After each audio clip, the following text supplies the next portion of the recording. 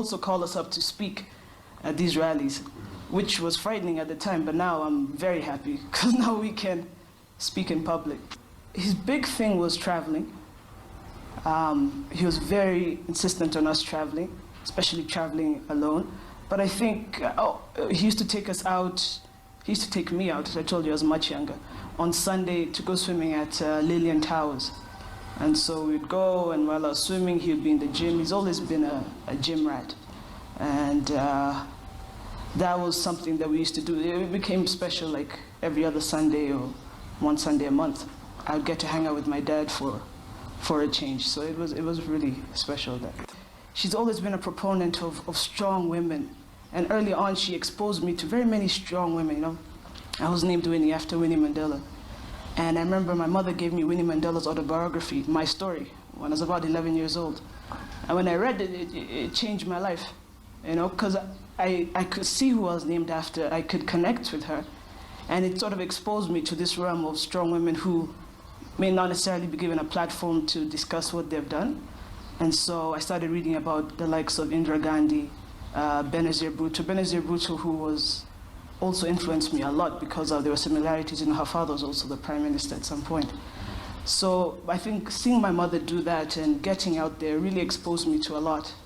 And she really influenced me to be the woman that I am today. I remember seeing Fidel when I was 11 years old. My father sent me to America all on my own, you know. So he put me on an airplane. And so I went to stay with my sister Rosemary. And Fidel lived in DC at that time. And I remember walking into his apartment, and he wasn't home. But Fidel being Fidel, his house was full of people, all his friends who had come over. And then he walked in maybe an hour later. And we were so awkward. We didn't know how to be with each other because, you know, I'm a little kid and he's a grown man, but, you know, we're meant to be siblings. And from then on, it was, after we got over the awkwardness, we just meshed. Na tunaona hii ni kitu mzuri kwa vijana. Badala ya vijana kushiriki kwa maneno nyingine kama madawa na nini, waacha tuende kwa michezo. Michezo ndio dawa sasa. So sisi hatuna mambo nyingi. Sisi tumeona teams wengi wakicheza hapa. Na tumeona hata nimeongea na Mohamed. Na Mohamed ameambia vile miradi hizi zinasaidia vijana. Sababu gani? Kuna kijana mmoja alikuwa ameshiriki kwa hizi mipira ambaye kwa sasa amepata ajira kupitia njia kama hizi. So tunaomba vijana wote kwa Kenya wakiwa wapi, wherever you are, we ask you to come out and participate in such events, because these are events that will uplift the youth and will give us the vision, and even the people in leadership will be able to trust us and empower us. The leadership should take responsibility and be able to come out, speak to this youth, and even pass a message to them. You know, there is a way to advise the youth to come out of those problems and be able to guide them. Now, if you're a regular on this channel, you will know that a long time ago, a president of Kenya mentored, trained his son to one day be president of Kenya. I'm of course talking about our current president, Uhuru Kenyatta, whose late father, Mzee Jomo Kenyatta, was the first president of Kenya. And of course, this is what people like Deputy President William Samoei Ruto calls dynasties. Although the Deputy President himself, who is against dynasties, is training and mentoring his son, Nick Ruto, to go into politics. Lakini hiyo yake si dynasties, ni hustler inheritance. Anyway, if you had any doubts that Bwana Nick Ruto, who is a lawyer by profession, is being mentored, being prepared for political future, if you had any doubts and you're observant enough, those doubts would have ended a few weeks ago when a certain video went viral and Nick Ruto responded immediately almost immediately to that video and how Kenyans interpreted it. Because he received a birthday gift. Yeah, not from a lady, from another man. And Kenyans were suggesting, that there was something deeper here. That maybe there was something going on between him and this other man. Yeah. Something which is an abomination in many Kenyan communities, but especially in the Kalenjin community.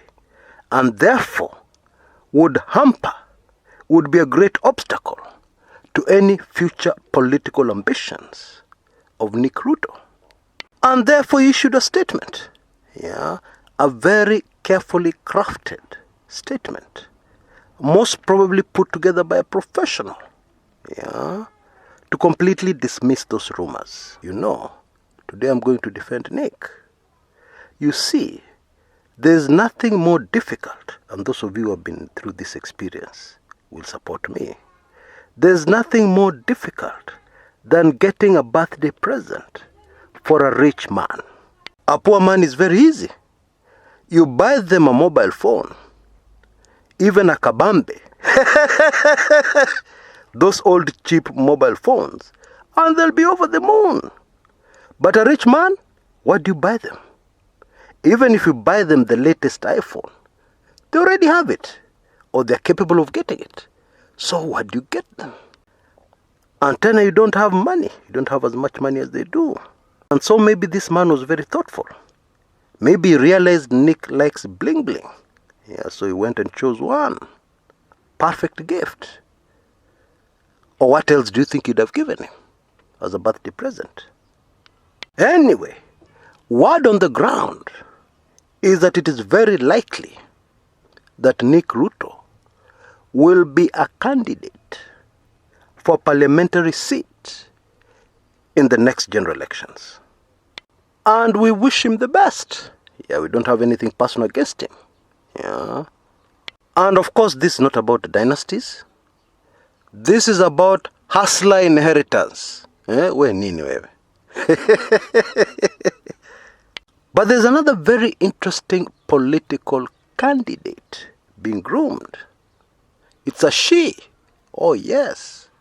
As I've always said on Kumekucha since the early days, I believe in women leaders. If you look at the track record of ladies in leadership positions in Kenya, they have performed much better than the men. And yet there have been so few. Look at leaders like Charity Ngilu. They have achieved a lot for their people. Look at another lady from the Kalenjin community, a lady called Chelagat Mutai. I believe Chelagat Mutai's record of being the youngest legislator ever elected into parliament was only broken in the 2017 elections, because Miss Mutai was elected into parliament at the tender age of 24 years old only. And I had the privilege of meeting this great Kenyan, as I've mentioned in another video on this channel, although initially I didn't know who she was. And I had the privilege of having long discussions with this great Kenyan. Chelagat Mutai, the late, achieved a lot for her constituents in Eldoret North. Oh yes, the same constituency our deputy president once represented. And she also had a huge impact in fighting for a better Kenya. When most men were still cowards. They could not stand up to the government of Jomo Kenyatta or that of President Moi, the dictatorial governments. But this young lady dared. Her pet subject was political assassinations, which of course touches the whole country. Anyway, the candidate I'm talking about is none other but Winnie Odinga. Now, Winnie Odinga has the courage of her dad, no doubt about that. In 2017, when the vehicle in which Raila Odinga was traveling in, fortunately a bulletproof vehicle, took fire from a sniper, Winnie Odinga was in that vehicle. She is always with Raila Odinga at very critical sensitive meetings. This young lady knows a lot, and in my opinion, would make a great leader of the people of Kenya. And she is definitely the heir, to the Odinga family political mantle. Because it is rather obvious that her dad is at the tail end of a great political career. I have done another video on this channel focusing on Winnie Odinga. At the tail end of this video, look out for a link to it on the top right hand corner of your screen. The link is repeated in the description area below. This is a politician of the future to watch, and the future may be upon us sooner than you think. Vipi? How are you? You look smart. Thanks. Okay. Acha nikusaidie kufunga hapo kidogo. Na hii ni nini hii dot? Yani Ndio iko mbele. design tu. I hope you have not removed the nini. The what? Nini, you know. I'm not like you there. Until next time, this is Chris Kumekucha.